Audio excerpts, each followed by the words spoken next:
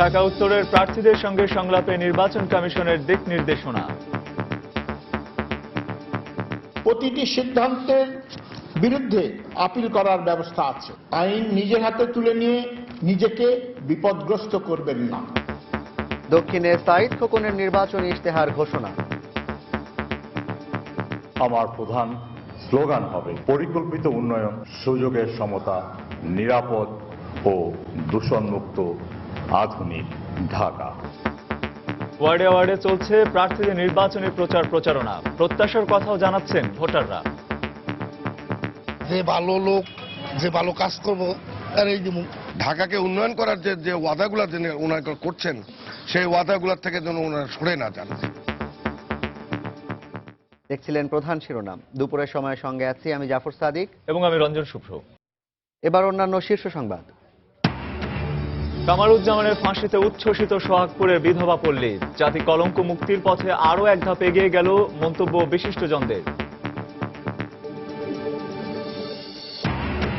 রাজনৈতিক সহিংসতায় গত 3 মাসে অর্থনীতিতে কমপক্ষে $220 কোটি লোকসান, বলছে বিশ্বব্যাংক।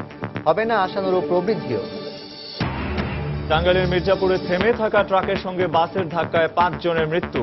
আহত 9 জনের মধ্যে 3 জনের অবস্থা গুরুতর। মেঘনার রাক্ষসে থাবায় হুমকির মুখে নরসিংদীর নদী তীরের রায়পুরা চরাঞ্চল। ভাঙন আতঙ্কে 10 গ্রামের মানুষ। প্রয়োজনীয় ব্যবস্থা নেওয়ার আশ্বাস পানি উন্নয়ন বোর্ডের। এবং পাহাড়ে পাহাড়ে লেগেছে উৎসবের রং। চৈত্র সংক্রান্তি উদযাপন ও নববর্ষ বরণে চলছে বৈশাখী উৎসব। রাজশাহীতে মঙ্গল শোভাযাত্রার প্রস্তুতি।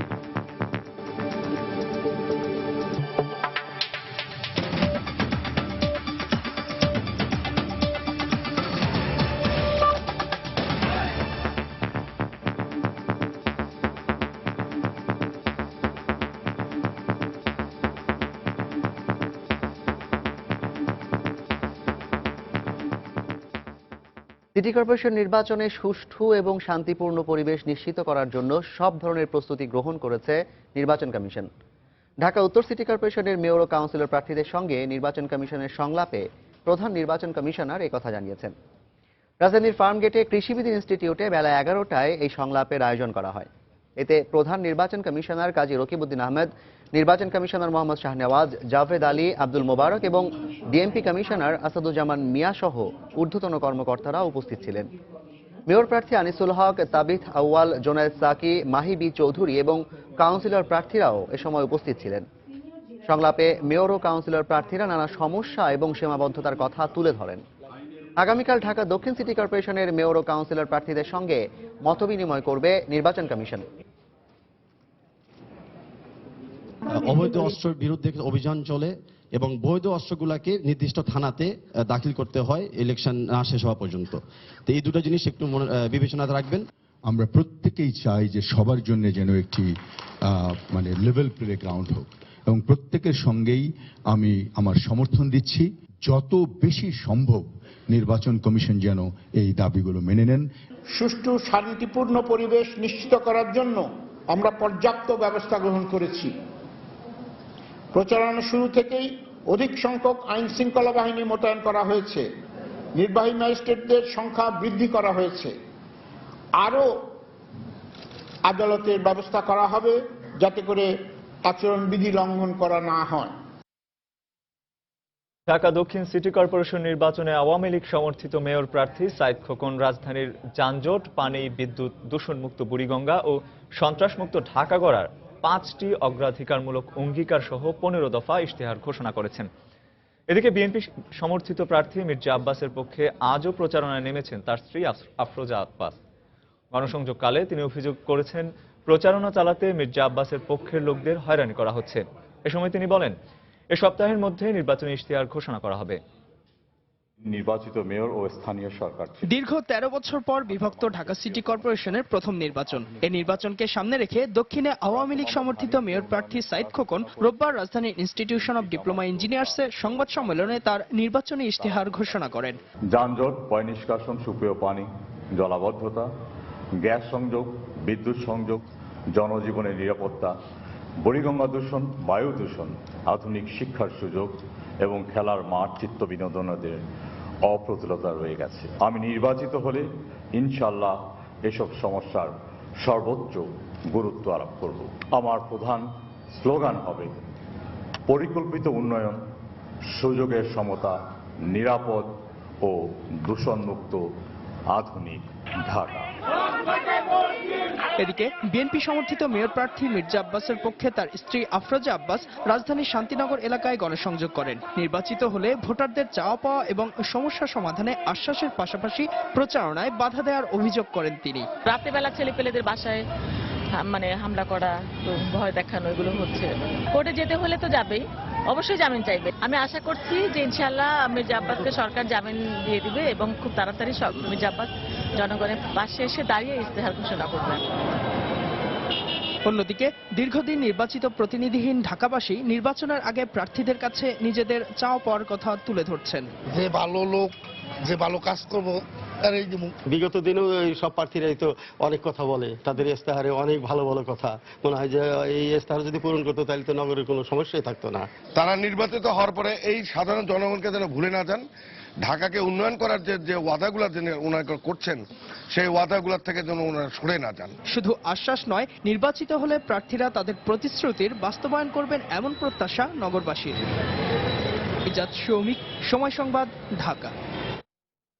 এদিকে বন্দরনগরী চট্টগ্রামেও সিটি নির্বাচনকে কেন্দ্র করে চলছে প্রার্থীদের প্রচার প্রচারণা। আওয়ামী সমর্থিত মেয়র প্রার্থী আজমর নাসির উদ্দিন দলীয় নেতাকর্মীদের সঙ্গে নিয়ে সকাল থেকেই ভোটারদের দ্বারে দ্বারে ছুটছেন। সকাল 10টায় নগরীর বহদ্দারহাট এলাকা থেকে গণসংযোগ শুরু করেন তিনি।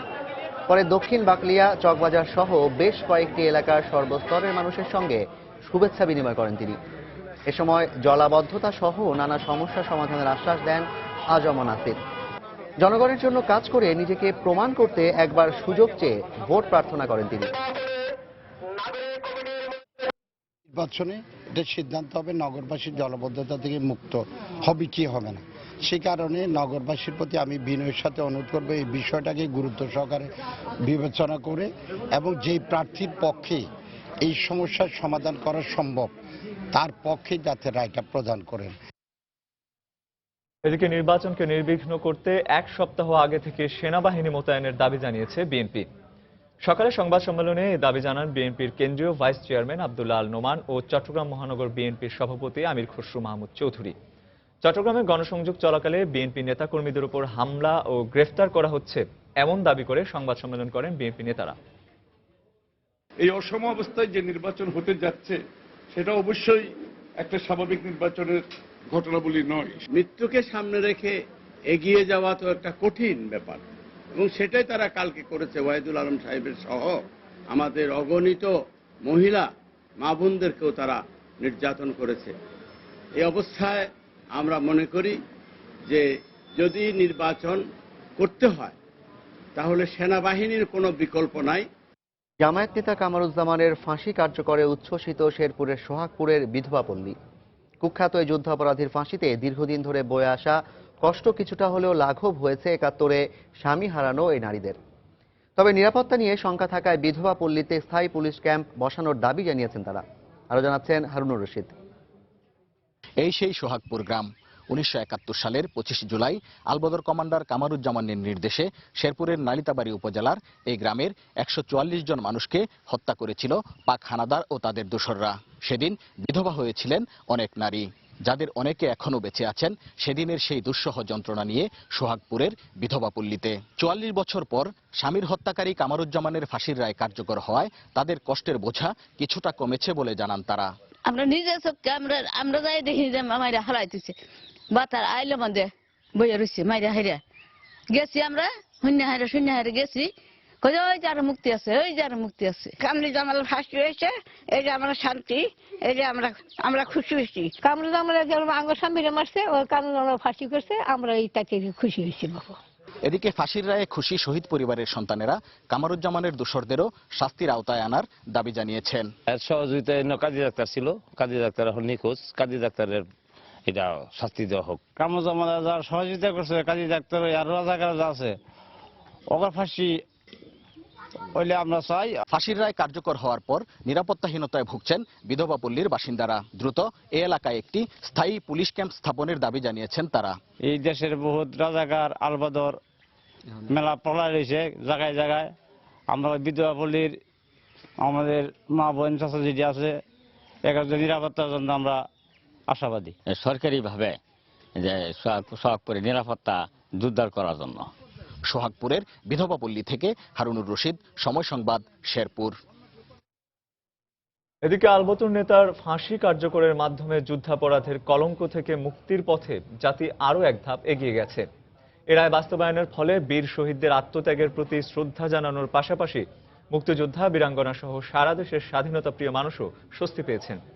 সময় সংবাদের কাছে এমনই অভিমত জানান মুক্তিযোদ্ধা ও দেশের বিশিষ্টজনেরা। মিজানুর রহমান কবিরের রিপোর্ট।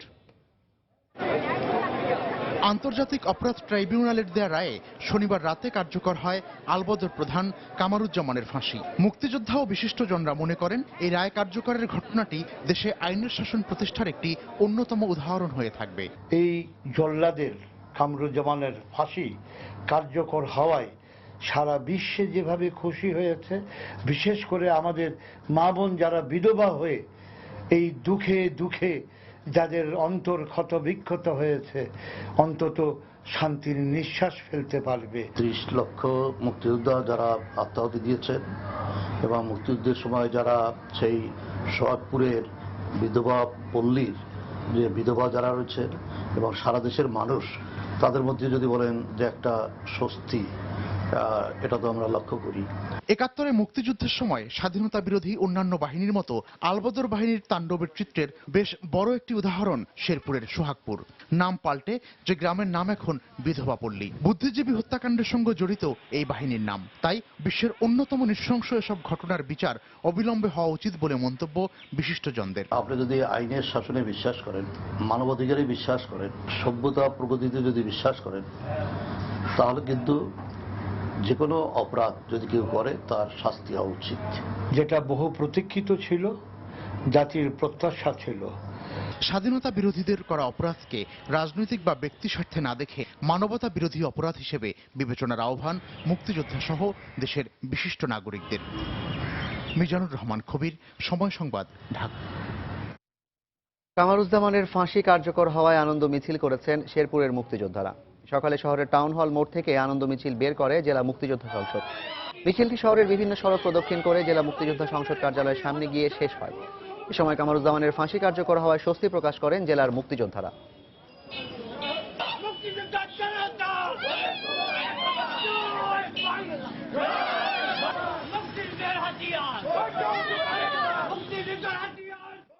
দুপুরের সময় আরো থাকছে। শাহজালাল আন্তর্জাতিক বিমানবন্দরে মালয়েশিয়ার ফেরত ফ্লাইট থেকে প্রায় 10 কেজি স্বর্ণ জব্দ, 4 জনকে আটক। রাজনৈতিক সহিংসতার কারণে গত 3 মাসে অর্থনীতিতে অন্তত $220 কোটি লোকসান হয়েছে বলে মনে করছে বিশ্বব্যাংক। বাংলাদেশের অর্থনৈতিক উন্নয়নের অগ্রগতি 2015 শীর্ষক প্রতিবেদন প্রকাশ উপলক্ষে সংবাদ সম্মেলনে একথা বলেন বিশ্বব্যাংক বাংলাদেশের প্রধান অর্থনীতিবিদ ডক্টর জাহিদ হোসেন। এছাড়া বছরের শুরুতে প্রবৃদ্ধি 6.2% হবে বলে লক্ষ্যমাত্রা নির্ধারণ করা হলেও রাজনৈতিক অস্থিরতার কারণে চলতি অর্থ বছর 5.6% প্রবৃদ্ধি হবে বলেও জানান তিনি। যে দৈনিক যে উৎপাদনশীলতা আছে সেটির কত অংশ এখানে লস হতে পারে সেটা নিয়ে একটা অ্যাসাম্পশন আমাদেরকে করতে হয়। সেটি বিভিন্ন খাতে, শিল্প খাতে, সেবা খাতে, কৃষি খাতে আমরা অ্যাসাম্পশনগুলি করে তারপরে হিসাবটা আসি। কিন্তু আমি বারবার একটা কথা এমফাসাইজ করতে চাই, এটা কিন্তু অনুমান। সেই অনুমানের ভিত্তিতে আমাদের অ্যাসেসমেন্ট হলো যে এই বছরে অর্থনীতির ক্ষতির পরিমাণ $2.2 বিলিয়ন মতো হতে পারে। বিদ্যুৎ সমস্যা নিরসনে বাংলাদেশ মিয়ানমার থেকে গ্যাস আমদানি করতে পারে বলে মন্তব্য করেছেন পররাষ্ট্রমন্ত্রী আবুল হাসান মাহমুদ আলী। সকালে ঢাকা বিশ্ববিদ্যালয়ের সিনেট ভবনে বাংলাদেশের সঙ্গে ভারত এবং মিয়ানমারের সম্পর্ক শীর্ষক এক আন্তর্জাতিক সিম্পোজিয়ামে তিনি এ মন্তব্য করেন। তিনি বলেন, গ্যাস আমদানির মাধ্যমে বাংলাদেশ বিদ্যুৎ উৎপাদন করে আবার সেটা মিয়ানমারের কাছে বিক্রিও করতে পারবে।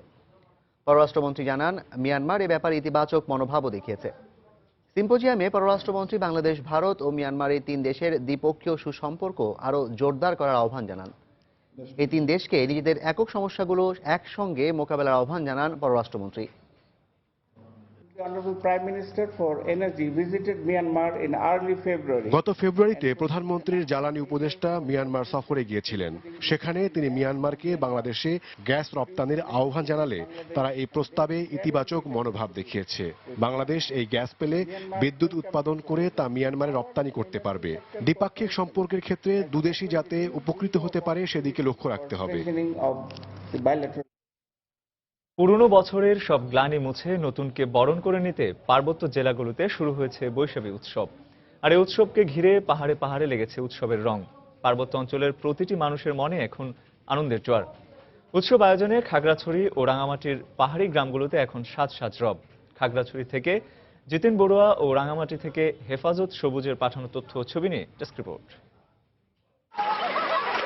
খাগড়াছড়িতে ভোরে চেঙ্গি নদীতে দেবতাদের উদ্দেশ্যে ফুল ভাসিয়ে গঙ্গা পূজার মাধ্যমে শুরু হয় চাকমাদের বিজু উৎসব।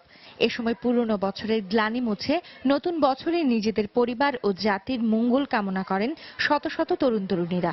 এরপর পরিবারের বয়োজ্যেষ্ঠরা সোনা রূপার পানিতে শুদ্ধ করেন ঘরবাড়ি, আঙিনা, আসবাব। আমাদের উপভুক্ত বুদ্ধর কাছে আমরা মা গঙ্গার কাছে আমরা প্রার্থনা করি যেন ফুল বীজের মাধ্যমে আমাদের নতুন বছর মানে যেভাবে শুরু হচ্ছে যেন সুন্দরভাবে যায়।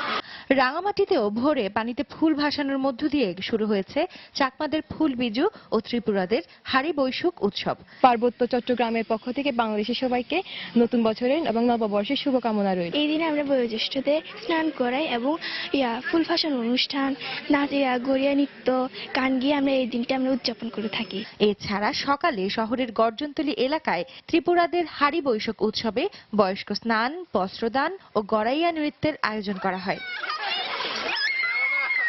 সময় সংবাদ, ঢাকা।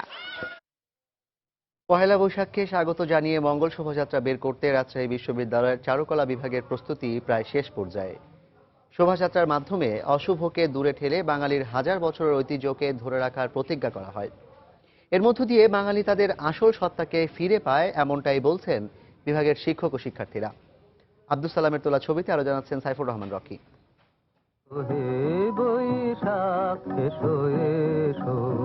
পহেলা বৈশাখ বাঙালির প্রাণের উৎসব, তাই সবাই ব্যস্ত, কেউ রং তুলে নিয়ে, আবার কেউ মুখোশ কিংবা পালকি তৈরিতে। বাংলা নতুন বছরকে বরণ করে নিতে রাজশাহী বিশ্ববিদ্যালয়ের চারুকলা বিভাগে চলছে মঙ্গল শোভাযাত্রা আয়োজনের প্রস্তুতি। শোভাযাত্রায় থাকবে জাতীয় পাখি দোয়েল, ঘোড়া, গরুর গাড়ি ও মুখোশ সহ গ্রাম বাংলার ঐতিহ্যবাহী পালকি। শেষ মুহূর্তে রং তুলিতে আলপনা আঁকা ছাড়াও যাত্রাপালা ও সাংস্কৃতিক অনুষ্ঠানের প্রস্তুতি নিয়েও ব্যস্ত শিক্ষার্থীরা। ঘোড়ার মুখোশ আছে, হাতির মুখোশ আছে, এগুলো নিয়ে আমরা বাঙালির মঙ্গল কামনায় আমরা শোভাযাত্রা বের করবো। মুখোশের কাজ শেষ, এখন আমি তিনটা পুরোপুরি কমপ্লিট করলেই শেষ। স্টেজে আমাদের অনুষ্ঠান হবে, তো এই জন্য আমরা আবার সবকিছু নতুন করে বৈশাখের রঙে রাঙিয়ে দিচ্ছি।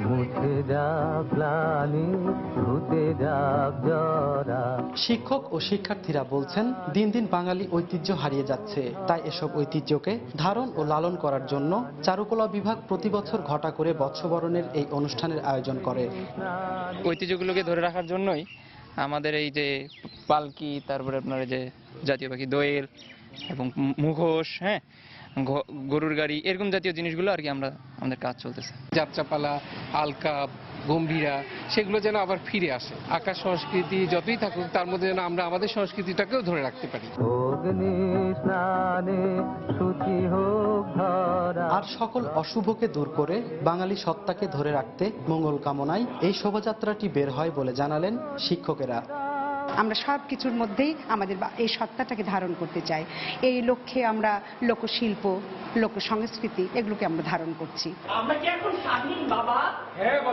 পহেলা বৈশাখ উপলক্ষে দুদিনব্যাপী বিভিন্ন কর্মসূচি হাতে নিয়েছে বিভাগটি। নববর্ষে সকাল 9:30টায় চারুকলা বিভাগের সামনে থেকে শিক্ষক ও শিক্ষার্থীদের সমন্বয়ে বর্ণাঢ্য মঙ্গল শোভাযাত্রা শুরু হবে। সাইফুর রহমান রকি, সময় সংবাদ, রাজশাহী। টাঙ্গাইলের মির্জাপুরের সড়ক দুর্ঘটনায় বিমান বাহিনীর এক কর্মকর্তা সহ নিহত হয়েছেন 5 জন, আহত হয়েছেন কমপক্ষে 9 জন। ভোর 5টার দিকে এ দুর্ঘটনা ঘটে। পুলিশ জানায়, ঢাকা টাঙ্গাইল মহাসড়কের চরপাড়া এলাকায় ঢাকাগামী একটি যাত্রীবাহী বাস থেমে থাকা ট্রাককে ধাক্কা দেয়। এতে ঘটনাস্থলে নিহত হন 3 যাত্রী। পরে আহতদের উদ্ধার করে হাসপাতালে নেয়ার পথে মারা যান আরও 2 জন। নিহতরা হলেন বিমান বাহিনীর সার্জেন্ট আশরাফুল ইসলাম বাংলাদেশ ব্যাংকের সহকারী ব্যবস্থাপক আতাউর রহমান, আনিসুর রহমান, কুদ্দুস মিয়া ও জমির আলী। এ ঘটনায় আহত হন অন্তত 9 জন। তাদের উদ্ধার করে মির্জাপুর কুমুদিনী হাসপাতালে ভর্তি করা হয়। তাদের মধ্যে 3 জনের অবস্থা আশঙ্কাজনক বলে জানিয়েছেন কর্তব্যরত চিকিৎসক। মৃত্যুর খবর পেয়ে স্বজনরা হাসপাতালে এসে কান্নায় ভেঙে পড়েন।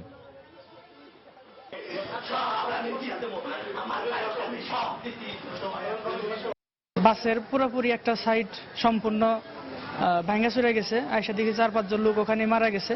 তো হঠাৎ করে দেখি শব্দ হয়েছে, আমি নিচে পড়ে গেছি। 2-1 মহিলা একটু সিরিয়াস, ওরা সম্ভবত ফিমার ফ্র্যাকচার হয়েছে, যদিও আমাদের এখনো এক্সরে হয় না। ইমার্জেন্সি করে এক্সরে করানোর ব্যবস্থা করানো হচ্ছে। নিচে কিছু পেশেন্ট আছে যেগুলোকে আমরা ডিএমসিতে রেফার করতেছি। শাহজালাল আন্তর্জাতিক বিমানবন্দর থেকে একই ফ্লাইট থেকে প্রায় 10 কেজি স্বর্ণসহ 4 জনকে আটক করেছে বিমানবন্দর শুল্ক গোয়েন্দা ও শুল্ক বিভাগ। সকালে মালয়েশিয়া থেকে ছেড়ে আসা বিমানের একই পরিবারের 3 সদস্যের শরীর তল্লাশি করে প্রায় 4 কেজি 975 গ্রাম স্বর্ণের বার ও গহনা উদ্ধার করা হয়। অপরদিকে একই ফ্লাইটে আরেক নারী যাত্রীর কাছ থেকে প্রায় 4 কেজি 400 গ্রাম স্বর্ণ উদ্ধার করে বিমানবন্দর গোয়েন্দা বিভাগ। শুল্ক বিভাগের কর্মকর্তা জানান, একটি হেয়ার ড্রায়ার মেশিনের ভেতরে সাজিয়ে স্বর্ণ নিয়ে আসে আটক করা ওই নারী।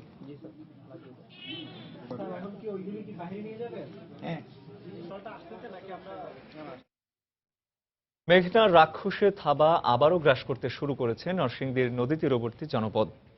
অব্যাহত ভাঙনের ফলে হুমকির মুখে পড়েছে রায়পুরার চরাঞ্চলের 10টি গ্রাম। নদী তীরবর্তী জনপদগুলোতে দেখা দিয়েছে ভাঙন আতঙ্ক। আর ভাঙন ঠেকাতে প্রয়োজনীয় ব্যবস্থা নেওয়া হচ্ছে বলে জানিয়েছে পানি উন্নয়ন বোর্ড।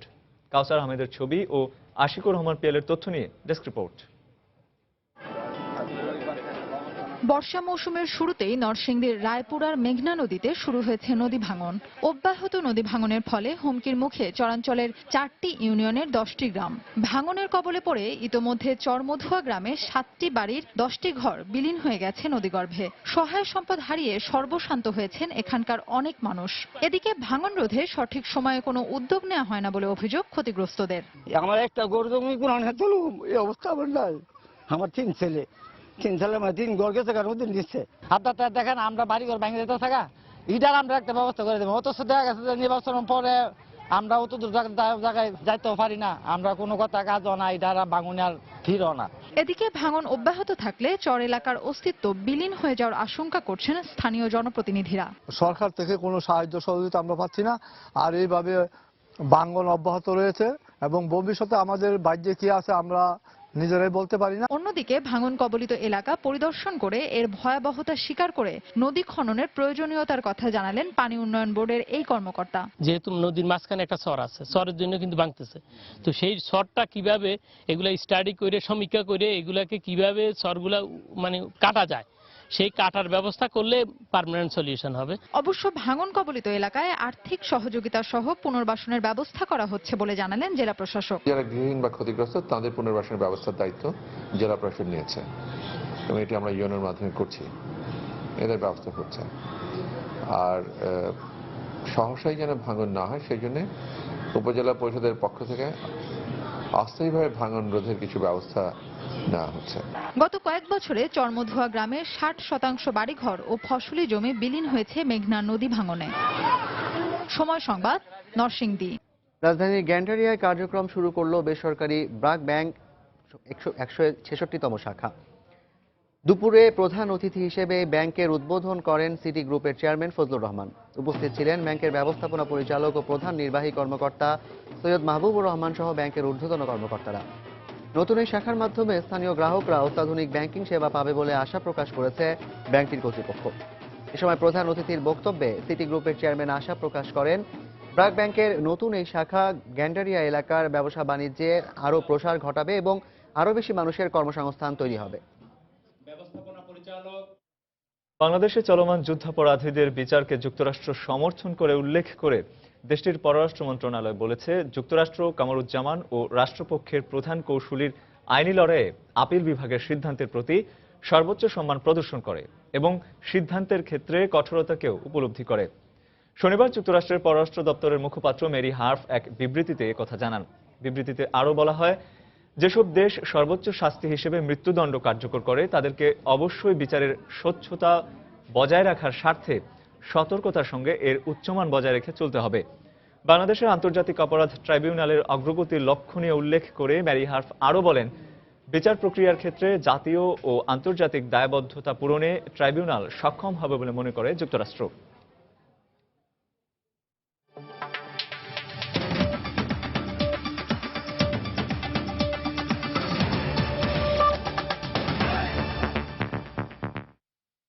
জাতিসংঘের নিরাপত্তা পরিষদের স্থায়ী সদস্য পদ ভিক্ষার মতো চাইবে না ভারত। এ বিষয়ে এটি পাওয়া ভারতের অধিকার। নিরাপত্তা পরিষদের স্থায়ী সদস্য ফ্রান্স সফরে গিয়ে এই মন্তব্য করেছেন ভারতের প্রধানমন্ত্রী নরেন্দ্র মোদী।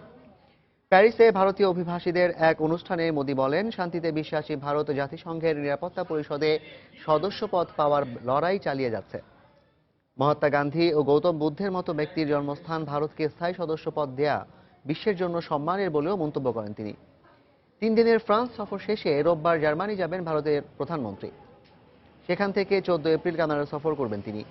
ভারতের পশ্চিমা দেশগুলোর বিনিয়োগ বাড়ানোর উদ্দেশ্যে মোদী এ ত্রিদেশীয় সফরে রয়েছেন।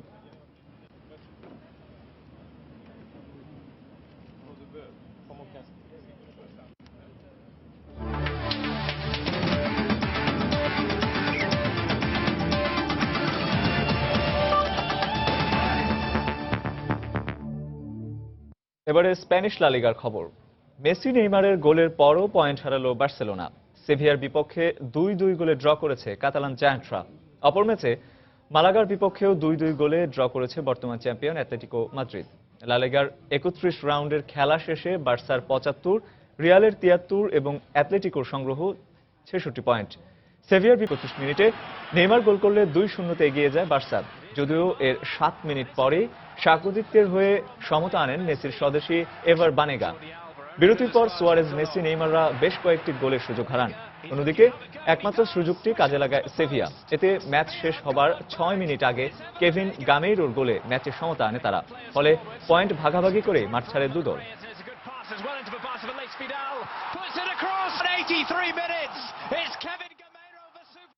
আইপিএল এর খবর। ক্রিস গেইল তাণ্ডবে কলকাতা নাইট রাইডার্সকে 3 উইকেটে হারিয়েছে রয়্যাল চ্যালেঞ্জার্স ব্যাঙ্গালোর।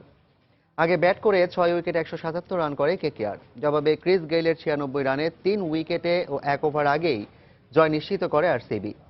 কেকেআরের হয়ে ব্যাট হাতে কোনো রান না করতে পারলেও বল হাতে 1 উইকেট তুলে নেন সাকিব আল হাসান। ইডেন গার্ডেনে টস হেরে ব্যাট করতে নামা কলকাতাকে দারুণ সূচনা এনে দেন 2 ওপেনার উথাপ্পা ও গম্ভীর। ওপেনিং জুটিতে তারা যোগ করেন 81 রান। তবে উথাপ্পা 35 ও গম্ভীর 58 রান করে সাজঘরে ফিরলে কেকেআরের রান তোলার গতি কমে যায়। তবে শেষ দিকে আন্দ্রে রাসেলের 17 বলে 41 রানে 177 রানের সংগ্রহ পায় স্বাগতিকরা। জবাবে কেকেআরের বোলারদের নিয়ন্ত্রিত বোলিংয়ে কোহলি, ডি ভিলিয়ার্স, স্যামিরা দ্রুত প্যাভিলিয়নে ফিরে যান। কিন্তু এক প্রান্ত তাণ্ডব চালিয়ে যাচ্ছিলেন গেইল। 7 করে 4 ও 6-এ 56 বলে 96 রান করেন গেইল। এতেই জয় দিয়ে এবারের আসর শুরু করে রয়্যাল চ্যালেঞ্জার্স ব্যাঙ্গালোর।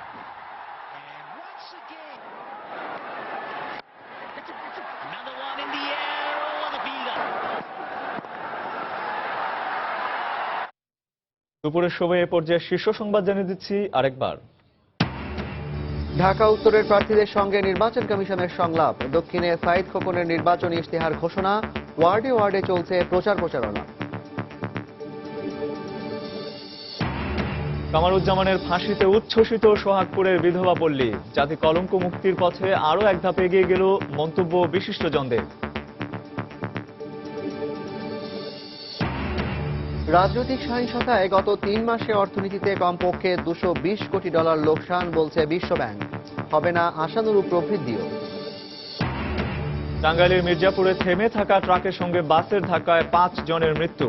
আহত 9 জনের মধ্যে 3 জনের অবস্থা গুরুতর।